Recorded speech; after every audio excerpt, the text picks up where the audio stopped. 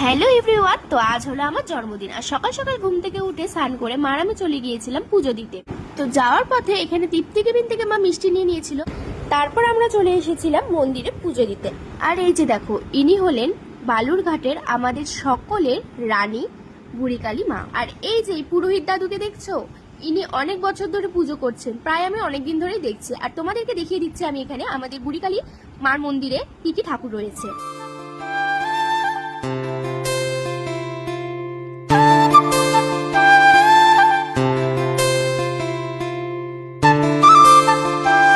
তারপর আমাদের পুজো দেওয়া কমপ্লিট হয়ে গেল। আর এখানে আমি মাকে ডাকছিলাম, মা আসো। মা আসতে চাইছিল না। তারপর আমরা বাড়ি যাওয়ার পথে একটু ঢুকেছিলাম বিশালে, একটু জিনিসপত্র দেখতে। আর আমি দেখো এখানে ট্রায়াল রুমে এসে একটু সেলফি তুলে নিচ্ছিলাম আর ভিডিও করছিলাম।